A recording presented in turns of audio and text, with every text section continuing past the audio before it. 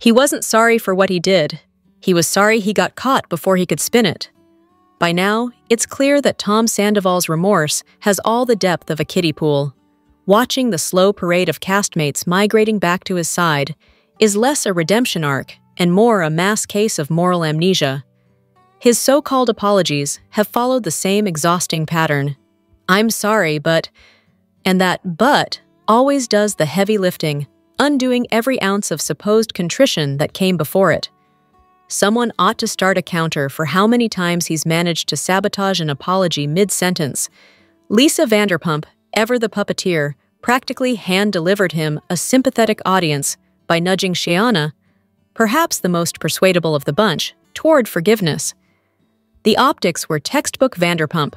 Play the wise mediator while sending the weakest gazelle into the lion's den.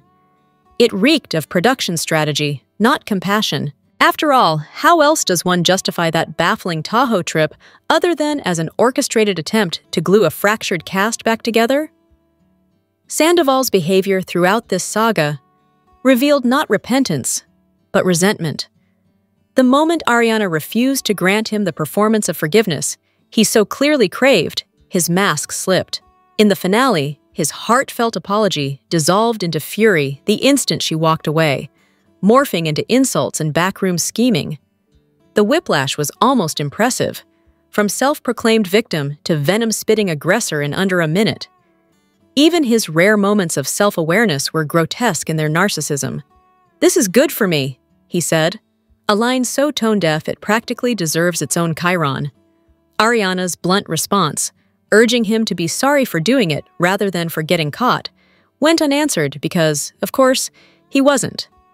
Sandoval's only true regret was losing control of his narrative before his grand big reveal. He didn't stumble into scandal, he storyboarded it.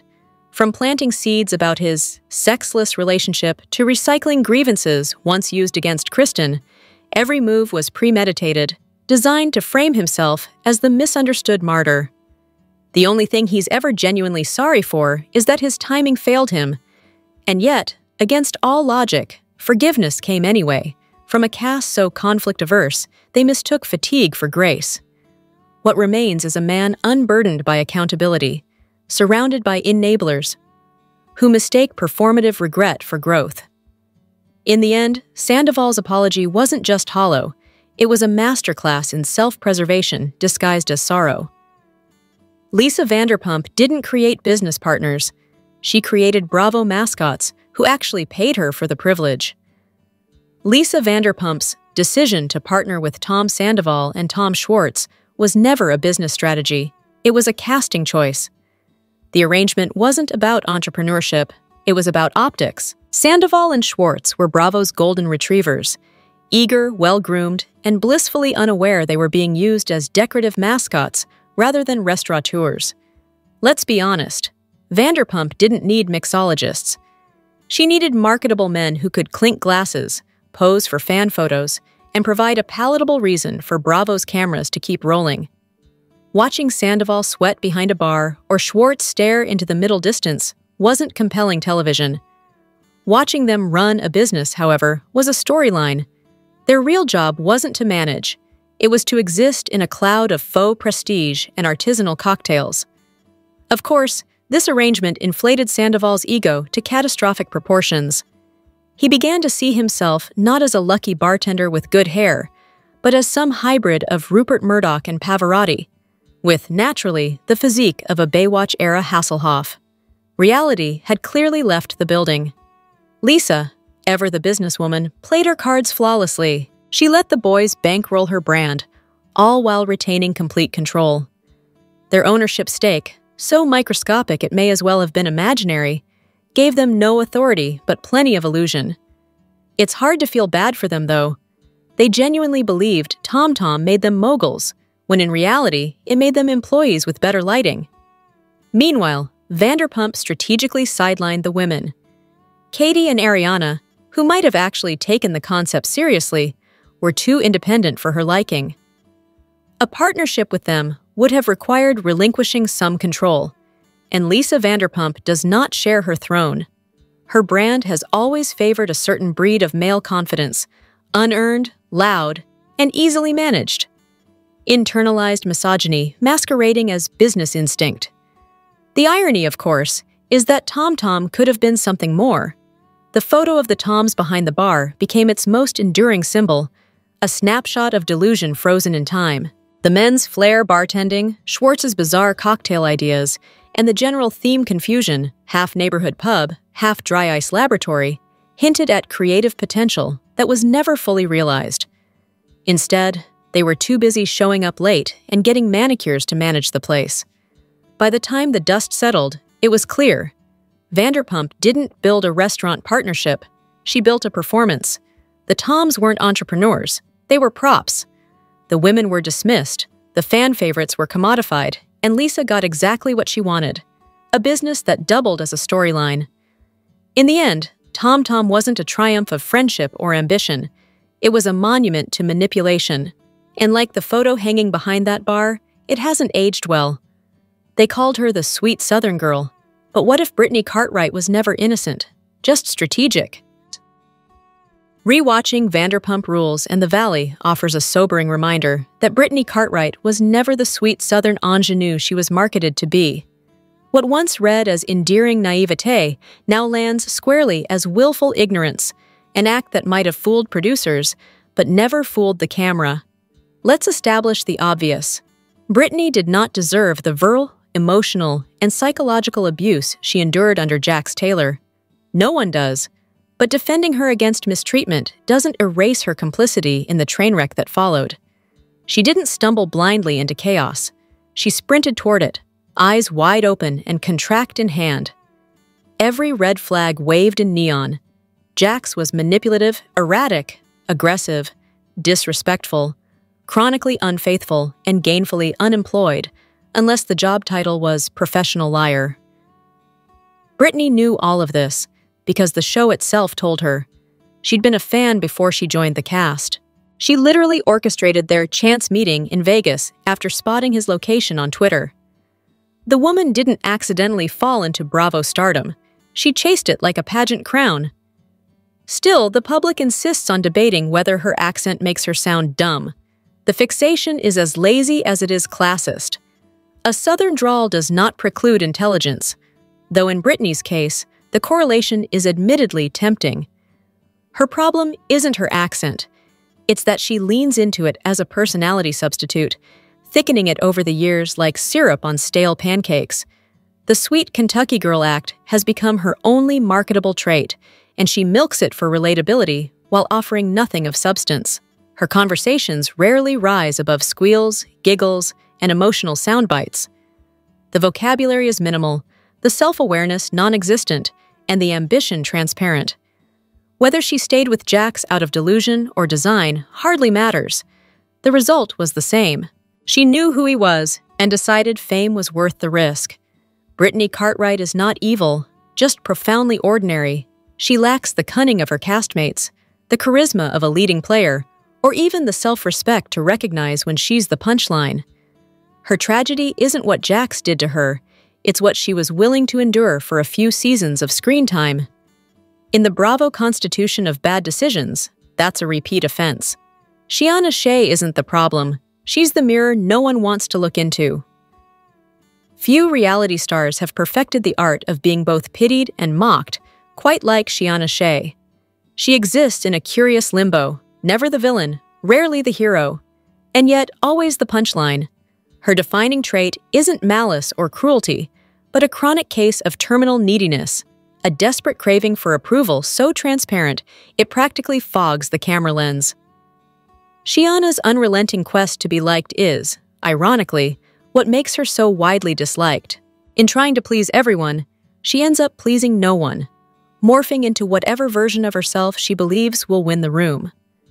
The result is a rotating carousel of cringe, overcompensating enthusiasm, performative coolness, and a disarming lack of self-awareness that borders on performance art. And yet, amid the collective eye-rolling, there's a trace of empathy. Shiana's relentless insecurity doesn't come from cruelty, it comes from loneliness. Beneath the Botox and bravado is someone who seems perpetually terrified of being irrelevant. Her downfall, some might argue, began after her divorce from Shay, when her delusion inflated while her humility deflated. What followed was a parade of self-sabotage disguised as confidence, a woman so determined to project main character energy that she forgot how to be likable. But calling her the worst is absurd when the Vanderpump lineup includes serial manipulators, racially insensitive divas, and men who weaponize aggression for sport. Scheana may be vapid, self-absorbed, and occasionally insufferable, but she's not malicious. If anything, she's a walking embodiment of our collective insecurities, the part of ourselves that longs to be loved, even when we don't deserve it. So yes, Scheana Shay is obnoxious. She's also oddly fascinating. Watching her is like staring into a mirror that exaggerates every unflattering angle, loud, needy, and tragically self-deluded, but undeniably human. Perhaps that's why people can't stand her. She reminds them too much of themselves. This isn't romance, it's a full-blown infomercial for a man who hung a TV once. Season 6 of Vanderpump Rules marks the tragic transformation of Scheana Shay from mildly endearing to monumentally insufferable.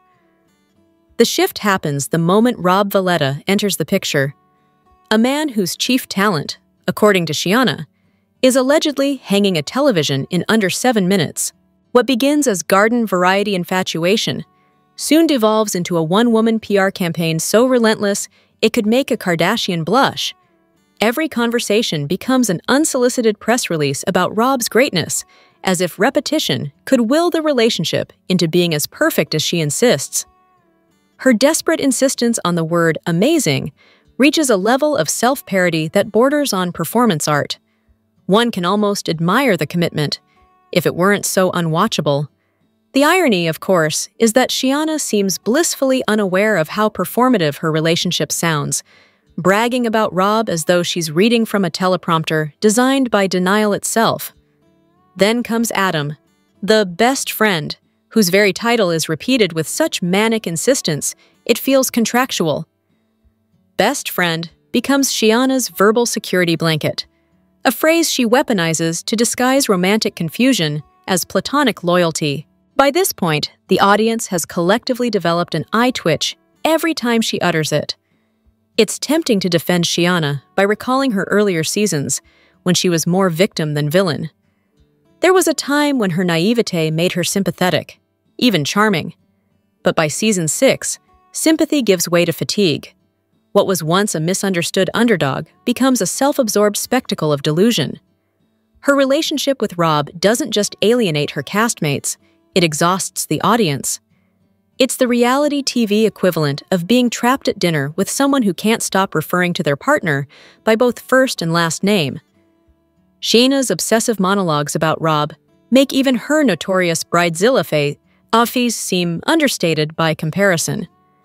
In the taxonomy of Vanderpump Rules irritants, Scheana is the obvious offender, loud, desperate, impossible to ignore, a steaming pile on the doorstep, as one apt metaphor puts it. Yet her counterpart, Ariana, offers a quieter brand of dysfunction, the kind that festers beneath the surface. If Scheana is the mess you can't help but step in, Ariana is the mold creeping up the walls while pretending the house is spotless. Ultimately, Season 6. Scheana is not just annoying, she's exhausting. A cautionary tale of what happens when self-worth becomes tethered to someone else's stopwatch and flat-screen mount. The tragedy isn't that Rob didn't love her enough. It's that Scheana loved the idea of being adored far more than she ever loved herself. Scheana didn't fall for Rob. She fell for denial and called it love. Scheana Shay's relationship with Rob Valletta wasn't romance. It was performance art. A frantic, transparent act of emotional triage dressed up as love. Watching her cling to Rob with the fervor of a drowning woman gripping a pool noodle wasn't just uncomfortable, it was textbook avoidance. Fresh from her divorce from Mike Shay, Scheana didn't pause to process, reflect, or even breathe. Instead, she did what reality stars do best, sprint into the next storyline before the credits roll on the last one. Rob became the human band-aid for a wound she refused to treat. His financial stability, established life, and faint brush with Hollywood pedigree, hello, famous sister, offered the illusion of leveling up. Shayna wasn't falling for Rob so much as she was falling for what he represented, proof that she hadn't failed. The obsession, of course, was never mutual. Rob appeared distant, non-committal, and, frankly, disinterested. His stoic demeanor a stark contrast to Shayna's performative adoration. Yet, in her mind, his indifference was part of the script. She cast herself as the devoted partner in a grand love story, blind to the fact that her leading man hadn't even learned his lines. At its core, Shayna's fixation revealed a familiar pattern: emotional monkey branching. Like many in the Vanderpump Rules universe, she's allergic to solitude and addicted to image. Each relationship becomes a mirror reflecting the version of herself she wants the world to see: stable, enviable, and effortlessly loved. The Rob chapter was particularly tragic because it was so transparent. Her denial of the Shay implosion was complete. This wasn't rebound, it was revisionist history. By diving headfirst into a pre-existing connection with Rob, she could reframe her narrative. Shay wasn't her forever mistake, just a momentary detour before Mr. Right. But the act never quite landed. No amount of insistence could make "he doesn't like kissing" sound like a normal relationship boundary. What viewers witnessed wasn't romance. It was Shayna auditioning for the role of perfectly fine ex-wife, while quietly unraveling off camera. In the end, Shayna's obsession with Rob wasn't about him at all. It was about control, about rewriting her own story before anyone else could. Unfortunately, self-delusion doesn't age well on reality TV, and Shayna's desperate grasp for validation only underscored what she feared most: that she was, yet again, starring in a rerun of her own bad decisions. Everyone remembers the chaos, but no one talks about the moral line that got crossed when Logan tried to out James Kennedy. There are few moments in Vanderpump Rules lore that capture the perfect collision of gossip, ethics, and opportunism, quite like Logan's brief and infamous attempt to publicize his relationship with James Kennedy. What began as idle chatter about podcast appearances quickly veered into one of reality television's most uncomfortable moral gray areas: the spectacle of someone trying to out another person for attention. Logan, whose 15 seconds of screen time barely justified his place in the show's credits, managed to stretch those fleeting moments into an off-screen campaign for relevance. By publicly hinting at James's sexuality without consent, he wasn't offering honesty. He was peddling insinuation for clout. The resulting chaos didn't just damage reputations. It revealed the uglier underbelly of Bravo's attention economy, where proximity to scandal substitutes for substance. What makes this even more jarring is the hypocrisy it provoked within the cast and fandom. For all their talk of boundaries and empowerment, the same people who clutch pearls over gossip are often the first to amplify it when the target is unpopular. James may be insufferable, but even his harshest critics should admit that no one deserves to be forced into a narrative about their sexuality for someone else's relevance. As for Logan's career, his attempt to out James functioned less as a revelation and more as a public self-sabotage, a desperate play for significance that evaporated almost as quickly as it appeared. It's no wonder his podcast appearances have quietly vanished into the digital abyss. Bravo's forgotten footnotes rarely get a graceful exit. And yet, in the larger Vanderpump Rules ecosystem, this episode endures because it perfectly encapsulates the show's moral paradox. Everyone claims to hate the drama, but no one can resist pressing play when someone's humiliation is on the menu.